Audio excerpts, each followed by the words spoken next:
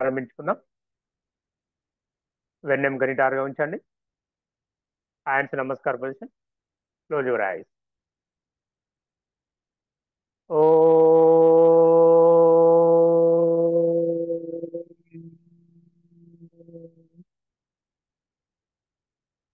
ఓ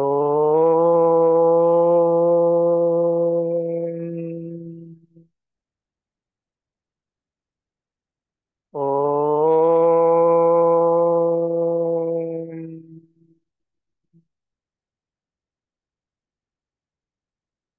గురుర్బ్రహ్మా గురుర్విష్ణుః గురుర్దేవో మహేశ్వరః గురుర్ సాక్షాత్ పరం బ్రహ్మ తస్మై శ్రీ గురవే నమః. హరి ఓం శ్రీ గురుభ్యో నమః. హరి ఓం. జై గురుదేవ్. ఫస్ట్ క్వశ్చన్కి ఆన్సర్ రాసుకుందామండి. మనం టైం అంటే టైమే అండి. టైంకి స్టార్ట్ చేసుకుందాం. లేట్గా జాయిన్ అయితే వాళ్ళే మిస్ అయిపోతారు.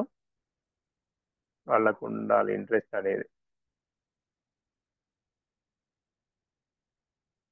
ఓకే అండి. అనాటమీలో సెకండ్ క్వశ్చన్, శ్వాసక్రియ వ్యవస్థను వివరించండి మరియు శ్వాస యొక్క క్రియా విధానాన్ని వివరించండి. మొబైల్ ఇట్లా అడ్డం పెట్టండి మేడం, పెద్దగా కనిపిస్తుంది స్క్రీన్.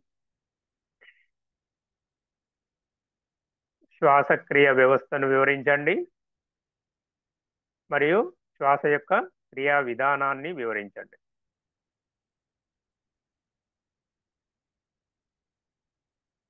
చాలా మోస్ట్ ఇంపార్టెంట్ క్వశ్చన్, కంపల్సరీ ఎగ్జామ్లో వచ్చేటువంటి అవకాశం ఉంది. ఎందుకంటే మన యొక్క యోగ శ్వాస పైన ఆధారపడి ఉంది కాబట్టి. ఫస్ట్ పాయింట్, శ్వాసక్రియ వ్యవస్థ మరియు శ్వాస యొక్క క్రియా విధానం అని హెడ్డింగ్ పెట్టుకోండి.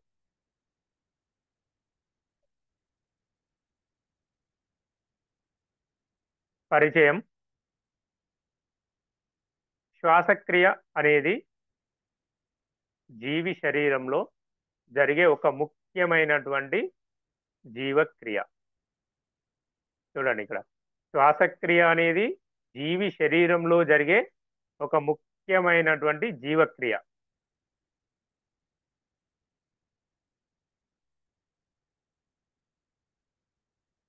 దీని ద్వారా అని రాసుకోండి, ఇక్కడ ఇది అని పడ్డది.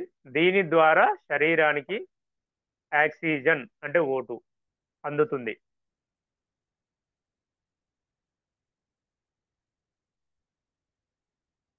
మరియు కార్బన్ డైఆక్సైడ్ CO2 తొలగించబడుతుంది.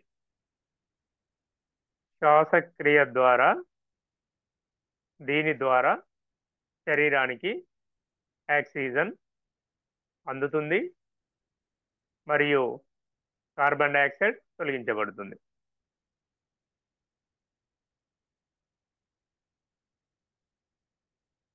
నెక్స్ట్ పాయింట్, శ్వాసక్రియ వ్యవస్థ మన శరీరానికి ప్రాణాధారం.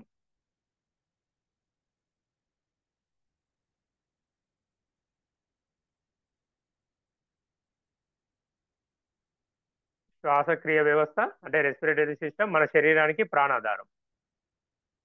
Next next point side heading, శ్వాసక్రియ వ్యవస్థ యొక్క భాగాలు, పార్ట్స్ ఆఫ్ రెస్పిరేటరీ సిస్టమ్.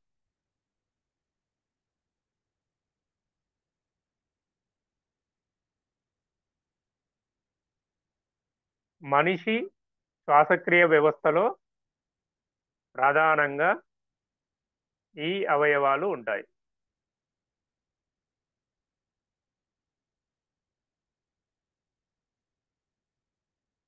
మనిషి శ్వాసక్రియ వ్యవస్థలో ప్రధానంగా ఈ అవయవాలు ఉంటాయి.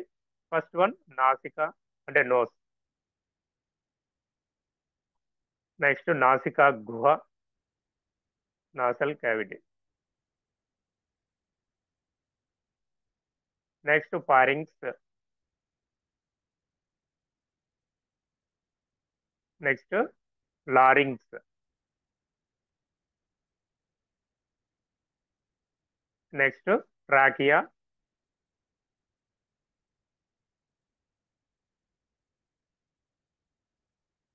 నెక్స్ట్ బ్రాంకై,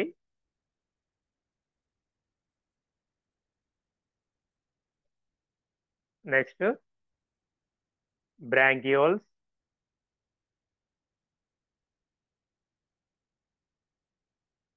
నెక్స్ట్ పేపాలు అని ఉంది తెలుగులో, అంటే లంగ్స్, ఊపిరితిత్తులు అని రాసుకోండి.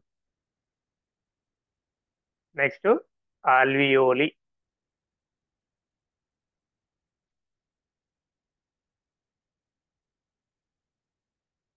ఫస్ట్ ఒక్కొక్క దాని గురించి చిన్న చిన్న ఎక్స్ప్లెనేషన్.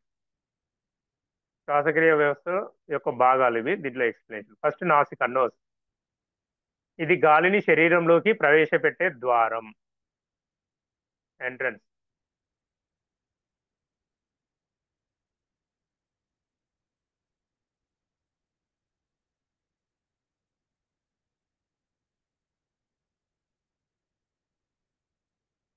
ఒక్కసారి పైనుంచి వస్తారండి, 10 మెంబర్స్ యాడ్ అయ్యారు.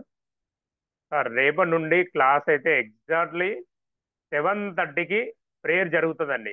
7:30కి ప్రేయర్ స్టార్ట్ అవుతుంది. కంపల్సరీ 7:30కి జాయిన్ అవ్వాలి, మేము పెట్టే టైంకు కంపల్సరీ. ప్రతి ఒక్కరు గమనించాలి. క్వశ్చన్ వచ్చేసి శ్వాసక్రియ వ్యవస్థను వివరించండి మరియు శ్వాస యొక్క క్రియా విధానాన్ని వివరించండి. ఫస్ట్ పాయింట్ శ్వాసక్రియ వ్యవస్థ మరియు శ్వాస యొక్క క్రియా విధానం. హెడింగ్ పెట్టుకొని పరిచయం అని పెట్టి, శ్వాసక్రియ అంటే రెస్పిరేటేషన్ అనేది జీవి శరీరంలో జరిగే ఒక ముఖ్యమైన జీవక్రియ. శ్వాసక్రియ అనేది జీవి శరీరంలో జరిగే ఒక ముఖ్యమైన జీవక్రియ. దీని ద్వారా, ఇక్కడ ఇది అని పడ్డదండి, కానీ దీని ద్వారా శరీరానికి ఆక్సిజన్ అంటే O2 అందుతుంది మరియు కార్బన్ డైఆక్సైడ్ CO2 తొలగించబడుతుంది. శ్వాసక్రియ వ్యవస్థ మన శరీరానికి ప్రాణాధారం. ఈ 3 పాయింట్స్ రాసుకోండి. నెక్స్ట్ పాయింట్ శ్వాసక్రియ వ్యవస్థ యొక్క భాగాలు, హెడింగ్. మనిషి శ్వాసక్రియ వ్యవస్థలో ప్రధానంగా ఈ అవయవాలు, ఈ పార్ట్స్ ఉంటాయి. రాసుకోండి. నాసికా గుహ, nasal cavity.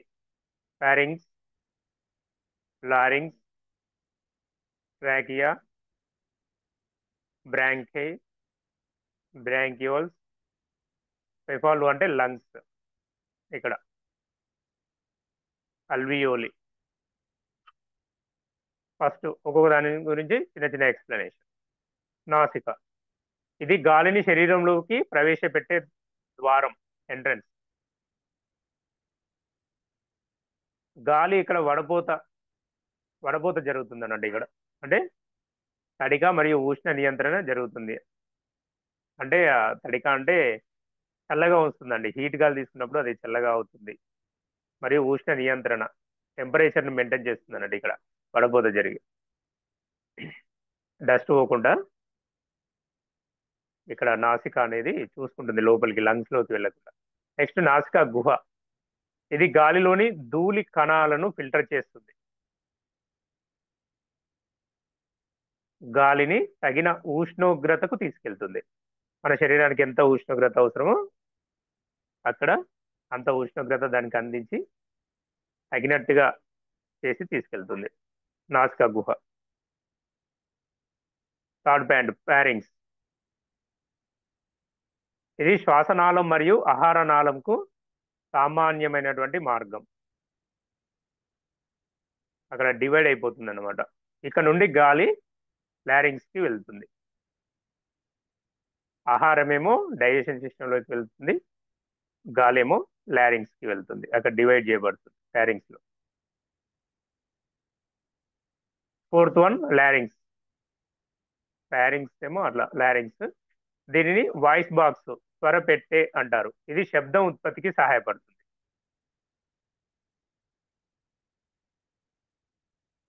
Next one, fifth one trachea.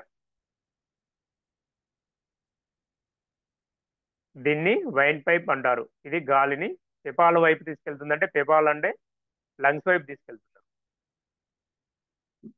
ఇందులోని సి ఆకారపు కార్టిలేజ్ రింగులు శ్వాసనాళం కుంచించకుండా ఉంచుతాయి. మళ్ళీ ఇంగ్లీష్లో అందిస్తానండి. మీకు వర్డ్స్ అర్థం కాకుంటే మళ్ళీ ఇంగ్లీష్లో చదువుకోవచ్చు.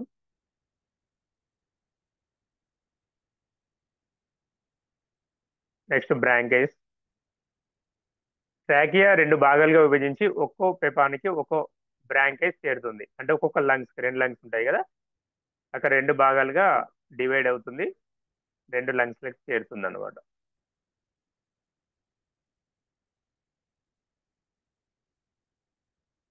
Next 7th one bronchioles. బ్రాంకైస్ చివరిలో ఉన్న చిన్న చిన్న చీలికలు, ఇవి చివరగా ఆల్వియోల వద్ద ముగుస్తాయి. మీకు ఫిగర్ చూపిస్తానండి, అప్పుడు ఈజీగా అర్థమవుతుంది. కొంచెం వర్డ్స్ డిఫరెంట్గా ఉన్నాయి, ఫిగర్ చూసినప్పుడు మీకు ఈజీగా అర్థం. నెక్స్ట్ 8th వన్ పెపాల్ అంటే లంగ్స్. ఇవి 2 ఉంటాయి, 2 ఉండి ఛాతి గుహలో ఉంటాయి, చెస్ట్ భాగంలో. లెఫ్ట్ లంగ్స్ చిన్నగా ఉంటుంది, రైట్ లంగ్ కొంచెం పెద్దగా ఉంటుంది. ఎందుకంటే లెఫ్ట్ సైడ్ హార్ట్ ఉంటుంది కాబట్టి కొంచెం అది చిన్నగా ఉంటుంది. ఇది ఆక్సిజన్ గ్రహణం మరియు కార్బన్ డైఆక్సైడ్ల విడుదల ప్రక్రియలకు కేంద్రాలు. అంటే ఆక్సిజన్ గ్రహణం అంటే తీసుకోవడం, మరియు కార్బన్ డైఆక్సైడ్ విడుదల ప్రక్రియలకు కేంద్రాలు లంగ్స్ అనేటి. ఆల్వియోలి అంటే ఇవి సూక్ష్మ గాలి సంచులు, చిన్న చిన్న సూక్ష్మమైనటువంటివి. ఇక్కడే వాయువుల మార్పిడి, ఎక్స్చేంజ్ ఆఫ్ గ్యాసెస్ జరుగుతుంది. ఇక్కడనే బ్లడ్ లో అంటే ఆక్సిజన్ రక్తంలోకి చేరుతుంది, కార్బన్ డైఆక్సైడ్ రక్తం నుండి బయటకు వెళ్తుంది. మనం తీసుకునేటువంటి గాలి లంగ్స్ ద్వారా బ్లడ్కి వెళ్తుంది. ఆ బ్లడ్ శరీరంలో ఉన్నటువంటి ప్రతి సెల్లుకు, అంటే ప్రతి అవయవానికి, ప్రతి సెల్లుకు వెళ్తుంది. ఆ సెల్లులో కణ శ్వాసక్రియ జరుగుతుంది. మళ్ళీ అక్కడ ఉన్నటువంటి కార్బన్ డైఆక్సైడ్ మళ్ళీ బ్లడ్ తీసుకొని వచ్చి మళ్ళీ లంగ్స్కు చేరవేస్తుంది, మళ్ళీ బయటకు వెళ్తామండి. ఇదంతా ఒక చర్య జరుగుతుంటుంది. మనం సార్ క్లాస్ విన్నాము లంగ్స్ గురించి, రెస్పిరేటరీ సిస్టమ్ విన్నాము. ఆ క్లాస్ మళ్ళీ ఒకసారి మీరు వింటే ఇప్పుడు మనం రాసుకునే మ్యాటర్ ఈజీగా అర్థమవుతుంది. ఆక్సిజన్ రక్తంలోకి చేరుతుంది, కార్బన్ డైఆక్సైడ్ రక్తం నుండి బయటకు వెళ్తుంది. శ్వాస యొక్క క్రియా విధానం. శ్వాస ఏ విధంగా జరుగుతుంది? నెక్స్ట్ పాయింట్ 2 దశల్లో జరుగుతుంది. ఇక్కడ ఉచ్ఛ్వాస అని రాసుకోండి. శ్వాసోచ్ఛ్వాస అని ఉంది కదా, ఇన్హలేషన్ ఉచ్ఛ్వాస. నెక్స్ట్ నిశ్వాస ఎగ్జలేషన్. శ్వాస తీసుకోవడం, శ్వాస వదలడం 2 దశల్లో జరుగుతుంది.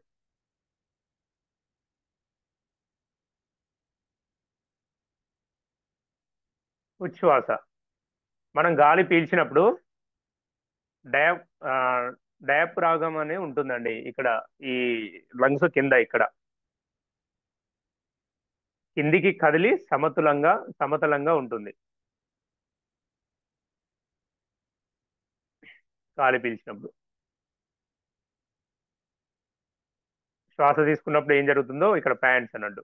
ఛాతి గుహ విస్తరిస్తుంది, అంటే ఎక్స్పాండ్ అవుతుంది చెస్ట్. గాలి లంగ్స్ లో ప్రవేశిస్తుంది, అంటే మనం తీసుకున్నటువంటి ఆక్సిజన్ రక్తంలో ఉన్నటువంటి హిమోగ్లోబిన్ తో కలుస్తుంది. దానివల్ల బెనిఫిట్, ఫలితం ఏంటి? శరీరానికి ఆక్సిజన్ అందుతుంది.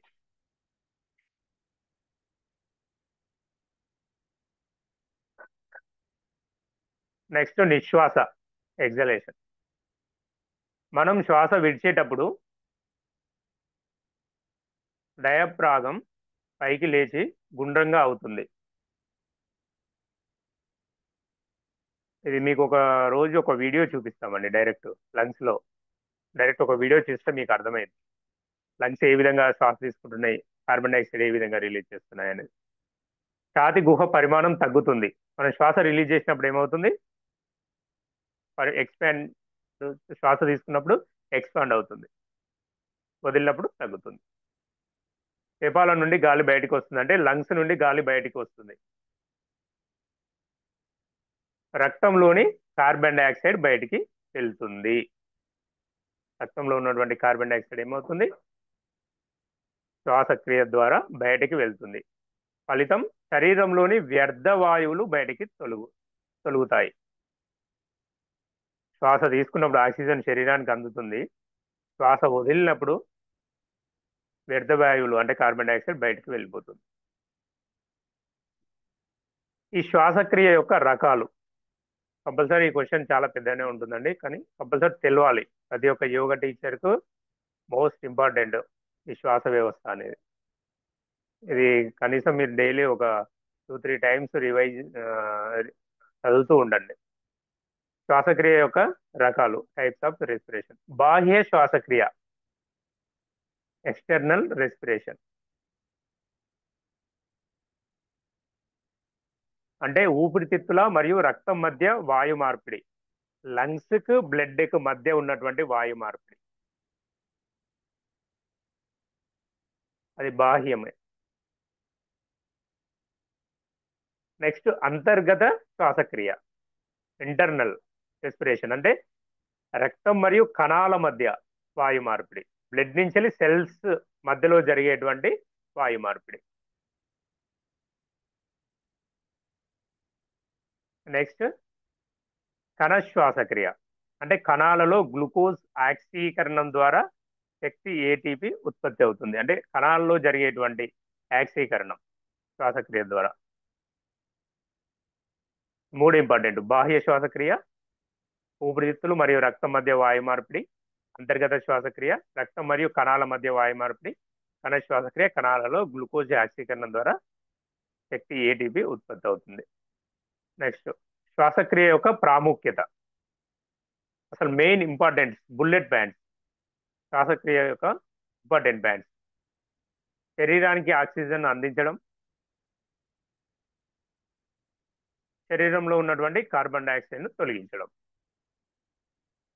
అలాగే శరీర శక్తి ఉత్పత్తి, శరీరంలో ఎనర్జీ ఫామ్ అవుతుంది. తద్వారా జీవక్రియల నిర్వహణ జరుగుతుంది. ఆక్సిజన్ అందించడం, కార్బన్ డైఆక్సైడ్ ను తొలగించడం, శరీర శక్తి డెవలప్ కావడం, జీవక్రియల నిర్వహణ. ముగింపు, లాస్ట్ పాయింట్, కన్క్లూజన్. శ్వాసక్రియ వ్యవస్థ జీవనాధారం. మెయిన్ మోస్ట్ ఇంపార్టెంట్, జీవికి శ్వాసక్రియనే జీవనాధారం. ఇది శరీరానికి ప్రాణవాయువును అందిస్తూ వ్యర్థ వాయువులను తొలగిస్తుంది. ఇక్కడ మనం యోగా రిలేటెడ్ గా రాస్తున్నాం కాబట్టి ఇక్కడ ప్రాణవాయువు అని వచ్చింది. ఇది శరీరానికి ప్రాణవాయువును అందిస్తూ వ్యర్థ వాయువులను తొలగిస్తుంది, అంటే అపాన వాయువును తొలగిస్తుంది. శ్వాసక్రియ లేకుండా జీవం కొనసాగడం అసంభవం. ఇలా సాధారణ వర్డ్స్ యూజ్ చేసుకుంటూ, నిత్య జీవితంలో ఉండేటువంటి వర్డ్స్ ని యూజ్ చేసుకుంటూ రాస్తే అది అనుభవంతో రాసినట్టు ఉంటుంది ఆన్సర్. మార్క్స్ ఎక్కువ పడతాయి. నెక్స్ట్ ఇంగ్లీష్ లో ఉందండి, ఇది చాలా పెద్దగా ఉంది కాబట్టి టైం తీసుకుంటుంది. మీకు పీడిఎఫ్ షేర్ చేస్తాం. నిన్న పీడిఎఫ్ వచ్చిందండి ప్రతి ఒక్కరికి? ఓకే, ఇది కూడా వస్తుంది. ఒక్కసారి నేను మ్యాప్, అది మన ఫిగర్ చూపిస్తాను, డ్రా చేసుకోండి ఫటాఫట్. ఇందులో మనకు బొమ్మ ఏమీ అడగలేదు, కానీ ఒకసారి చూడండి.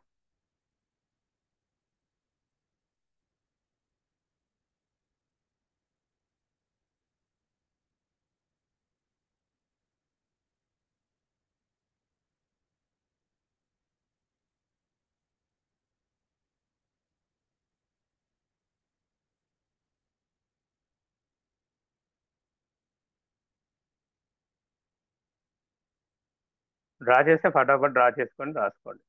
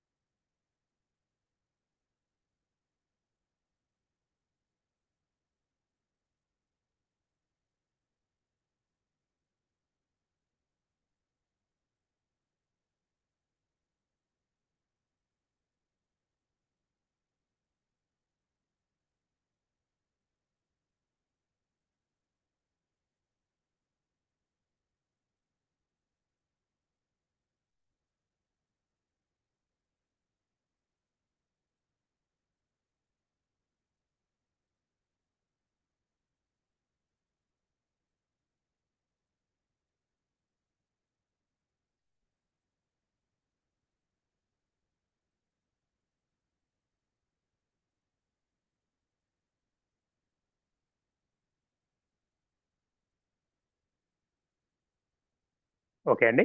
మళ్ళీ మీకు షేర్ చేస్తాను. మీకు ఇండివిజువల్గా షేర్ చేస్తాను, అప్పుడు రాసేసుకోండి, మనకి ఇక టైం లేదు కాబట్టి. ఓకే అండి, నెక్స్ట్ మనం ఇప్పుడు ప్రాక్టీస్ చేస్తాం.